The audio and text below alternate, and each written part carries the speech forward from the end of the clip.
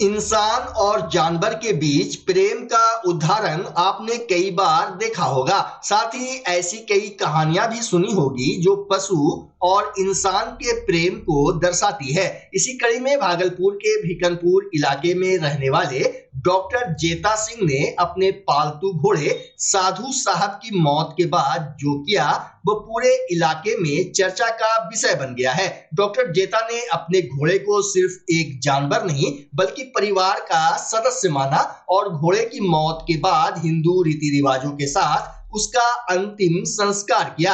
आत्मा की शांति के लिए विशेष अनुष्ठान भी करवाया गया और घर के अंदर ही समाधि बना दी गई। बता दें कि जेता सिंह खुद पेशे से डॉक्टर हैं और उन्होंने कई बार घायल पशु पक्षियों की जान बचाई है। उनका अपने घोड़े साधु साहब से बेहद भावनात्मक रिश्ता था। जैसा कि हमने आपको पिछली बार भी बताया था कि पटना वेटनरी कॉलेज में किसी काम से गए थे और वहाँ पर इसको उपचार के लिए लाया गया था। तो वहाँ के एक सीनियर साइंटिस्ट हैं डॉक्टर रमेश तिवारी जी, उन्होंने 2 साल पहले यानी आप साधु साहब की तस्वीर पर जो तिथि देख रहे हैं वो 7 मार्च है।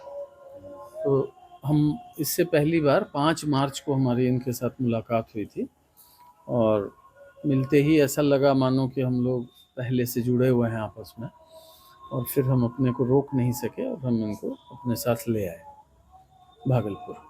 कैसे रख रखाव था, अब कैसे याद आएगा साधु साहब? इसके रख रखाव में देखिए हम लोगों ने हर तरह का प्रयत्न किया कि जो बेस्ट से बेस्ट रख रखाव होता है, और इंग्लैंड में किस तरह से घोड़ों को रखा जाता है, रेस कोर्स में किस तरह से घोड़ों का मेंटेनेंस होता है, उन सबको देख करके सीख करके जो बेस्ट हम लोगों से संभव हो पाया हम लोगों ने किया।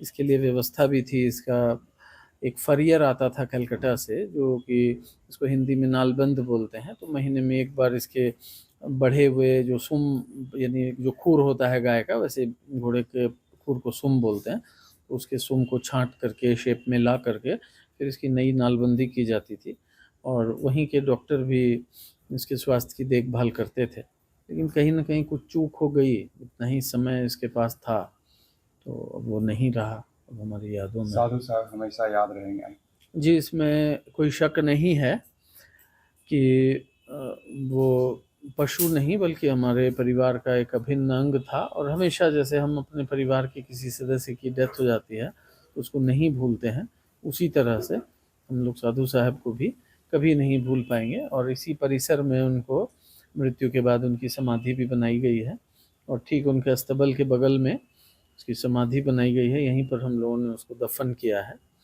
और हमेशा के लिए उसकी यादों को अपने साथ अक्षुण्ण कर लिया है। आज शांति के लिए साधु साहब का जी, आज बीच में भी कुछ हवन किए गए थे इनके लिए और प्रार्थना तो हम लोग प्रतिदिन करते हैं और आज इसकी पूर्णाहुति हम लोग कर रहे हैं हवन की।